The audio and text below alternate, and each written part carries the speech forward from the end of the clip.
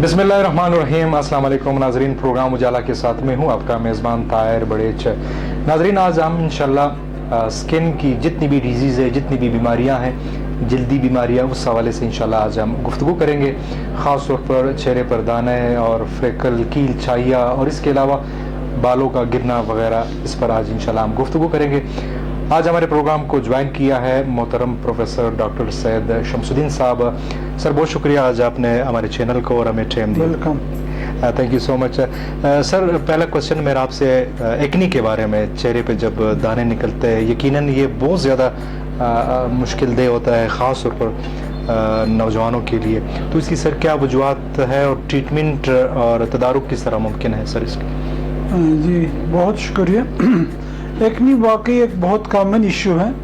ये नौजवानों का इशू है। जो नौजवान लड़के और लड़कियों को जो ना ये प्रॉब्लम ज़्यादा होता है। इसका और तो कोई बहुत ज़्यादा मसला नहीं होता।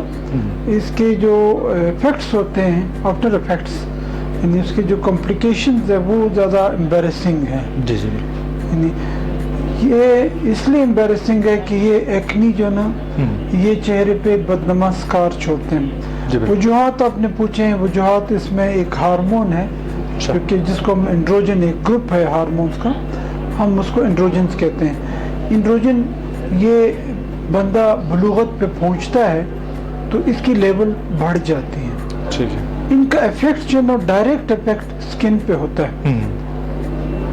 यानी चेहरे पे बाल ग्रो करना शुरू होते हैं, बगलों में बाल आ जाते हैं, बाकी बॉडी पे बाल आ जाते हैं, और साथ साथ स्किन पे कुछ ग्लैंड्स होते हैं। वो ग्लैंड्स पे भी उसका इफेक्ट है, जिसको सेबेशियस ग्लैंड्स कहते हैं। उसकी एक्टिविटी बढ़ जाती है। जब इसकी एक्टिविटी बढ़ती है तो सीबम प्रोडक्शन वो ज़्यादा होता है, और कुछ बैक्टीरिया उसकी और ग्रोथ हो जाती है, जो कि मिल मिला के फिर ये एक प्रोसेस शुरू हो जाता है जिसको हम एक्नी कहते हैं। कील महासे, ब्लैक हेड्स, वाइट हेड्स, और ये जिसको आम जुबान में जोरदाने कहते हैं, ये इशू शुरू हो जाता है। ठीक है सर, इसकी फिर ट्रीटमेंट किस तरह जो है वो की जाती है? ट्रीटमेंट का कॉम्प्लिकेटेड ज़्यादा नहीं है। अगर माइल्ड एक्नी है तो टॉपिकल हम इसके ऊपर लगाने के लिए कुछ क्रीम्स वगैरह देते हैं, कुछ एंटीबैक्टीरियल्स एंटीबायोटिक्स वगैरह है टॉपिकल, वो ऊपर लगाने के लिए लोशंस है, कुछ क्रीम वगैरह है, और कुछ एक ग्रुप्स है जिसको हम रेटिनाइड्स कहते हैं, वो लगाने के लिए हम देते हैं पेशेंट्स को। कुछ और भी प्रोडक्ट्स इस तरह के होते हैं जो कि पिलिंग एजेंट्स होते हैं, पील ऑफ करते हैं स्किन को, वो हम देते हैं। अगर कोई थोड़ा सा मॉडरेट या सीवियर हो तो हम एंटीबायोटिक ओरल दे देते हैं। ठीक है। कभी कभार एक ग्रुप हम देते हैं जिसको हम रेटिनाइड्स कहते हैं, ओरल रेटिनाइड्स दे देते हैं अगर बहुत ज़्यादा सीवियर हो।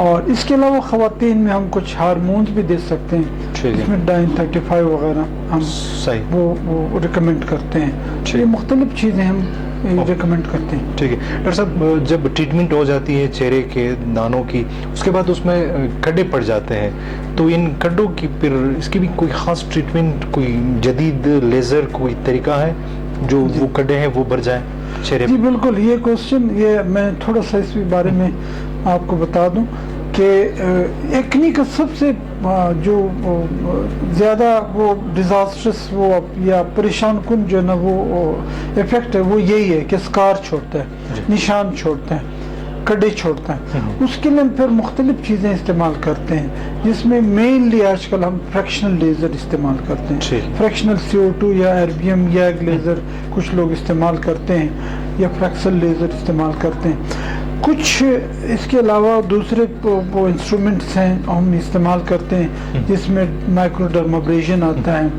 जिसमें रेडियो फ्रिक्वेंसी माइक्रो नीडलिंग आता है, जिसमें डर्मा पिन, डर्मा रोलर्स वगैरह हम यूज़ करते हैं, केमिकल पील्स इस्तेमाल करते हैं, सर्जिकल सब्सिजन करते हैं, तो सर्जिकल ब्लेड्स वगैरह इस्तेमाल करते हैं। तो कुछ टॉपिकल एजेंट्स भी हम दे देते हैं। बहुत ज़्यादा मसला हो तो फिर हम उसमें फिलर इंजेक्ट करते हैं। इंजेक्शन होते हैं ना हियलुरोनिक एसिड, वो हम इसके अंदर बड़े कदम में वो हम इंजेक्ट करते हैं। तो ये मुख्तलिफ चीज़ें हम इस्तेमाल करते हैं इनके स्कार्स को ट्रीट करने के लिए। सही है। मुलाजमा की तरफ आता हूँ सर, ये छाइया चेहरे जी, जी, पे बिल्कुल। बदनुमा दाग जब नजर आते हैं, बहुत यकीनन बहुत इससे बड़ा जो प्रॉब्लम। नौजवान लड़कियां हैं, लड़के दोनों बहुत ज्यादा परेशान हैं। जी जी तो बिल्कुल। इसकी क्या वजूहत हो सकती है और फिर इसकी ट्रीटमेंट और तदारुक किस तरह मुमकिन है? जी बिल्कुल, ये भी बहुत कॉमन इशू है और ये बहुत ज़्यादा है आजकल। इससे नौजवान लड़के और लड़कियां बहुत ज़्यादा परेशान होती हैं। इनके वजूहत तो वैसे फीमेल्स में तो कुछ नॉन वो है वजूहत है, वो यही है कि प्रेगनेंसी के साथ, जिसको मास का प्रेगनेंसी कहते हैं, कुछ ओरल कंट्रासेप्टिव जो पिल्स होते हैं उसके साथ, यानी ये जो माने हमल जो वो होती है ना गोलियां, उससे भी इसका इफेक्ट, उसका भी इफेक्ट यही होता है। इसके अलावा कोई थायराइड डिजीज़ है उसके साथ भी इसका ताल्लुक है। तो ये मुख्तलिफ चीज़ें हैं जो कि इसके असबाब में आता है। इसके अलावा ये ना कि ये मिलाजमा हो या छाइयाँ हो, वो सन एक्सपोजर से बढ़ जाती है। अच्छा। जिनको मिलाजमा ना हो वो सन एक्सपोजर से उसने नहीं पढ़ना, जाहिर है वो तो है ही नहीं, लेकिन जिनको है वो सन एक्सपोजर मजीद उसको बढ़ा देती है, एग्रीवेट करती है, एग्जिजरेशन होती है। लिहाजा ये भी एक फैक्टर आप उसमें शामिल कर लें।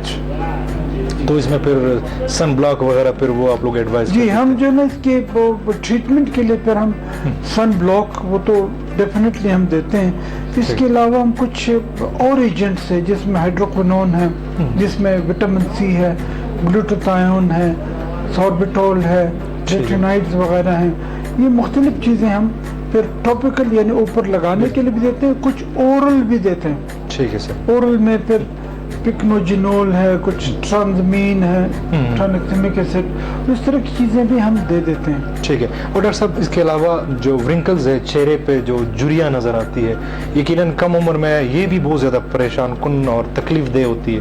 नहीं, तो इसमें शक नहीं है, बिल्कुल वाकई ये क्वेश्चन भी बड़ा एक इम्पोर्टेंट क्वेश्चन है। रिंकल्स का वो आजकल तो माशाल्लाह इसका बड़ा अच्छा वो हल साइंसदानों ने या मेडिकल साइंसदानों ने इसका हल ढूंढा है, जिसमें हम बोटॉक्स इंजेक्शन हम लगाते हैं। ठीक है। ये बोटॉक्स इंजेक्शन इन रिंकल्स के लिए जो आंखों के साइडों पे आते हैं, जिसको हम क्रोफीट कहते हैं। ठीक है। कुछ यहाँ के जो रिंकल्स आते हैं जिसको फ्राउन लाइंस कहते हैं ना, यहाँ पे आते हैं। ठीक है। और कुछ फोरहेड पे आते हैं, हॉरिजॉन्टल फोरहेड, और कुछ इस एरिया में भी कुछ न कुछ वजन और प्रॉब्लम हो तो उसके लिए भी हम ये बहरहाल यहाँ के लिए तो हम फिलर यूज़ करते हैं। जो अपर फेस है खासकर उसके लिए हम बोटॉक्स इंजेक्शन इस्तेमाल करते हैं। ठीक है। उसका बड़ा अच्छा इफेक्ट है, सर, लेकिन प्रॉब्लम ये है कि वो थोड़ा सा एक्सपेंसिव है, लोग अफोर्ड कुछ नहीं कर सकते। गरीब लोग अफोर्ड नहीं कर सकते। ठीक है, ये इशू है। सही। और सर, आखिरी क्वेश्चन मेरा आपसे ये है, आजकल तो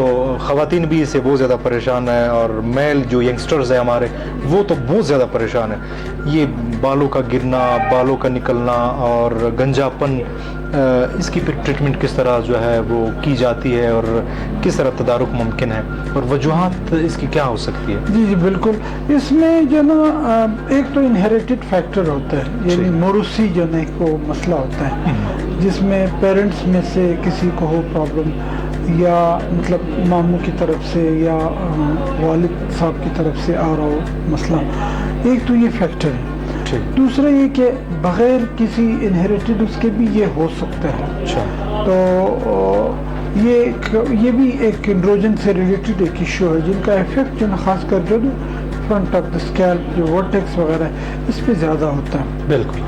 तो एक बहुत ही यूनिवर्सल ये एक प्रॉब्लम है पूरी दुनिया में, ये बालों का गिरना।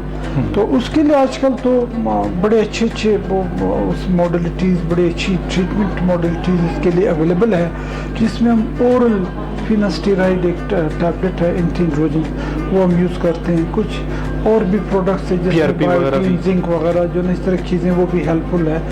ये फिर टॉपिकल जो ना ऊपर लगाने के लिए माइनोक्सिडिल है, और इसके अलावा कुछ फिनास्टेराइड वगैरह टॉपिकल भी आजकल दुनिया में ये अवेलेबल हैं।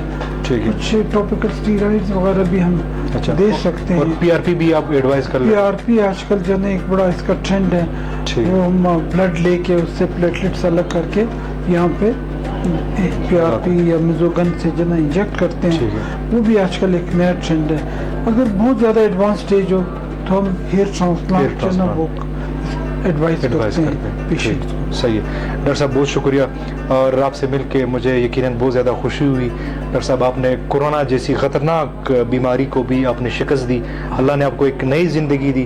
ہمارے ویورز اس وقت آپ کو دیکھ رہے، یقیناً ان کی دعائیں آپ کے ساتھ ہے. اللہ نے آپ کو بچایا، اللہ نے آپ کو نئی زندگی دی. بڑی میں خوشی بہت شکر گزار ہوں، بہت شکر گزار ہوں پروردگار کا.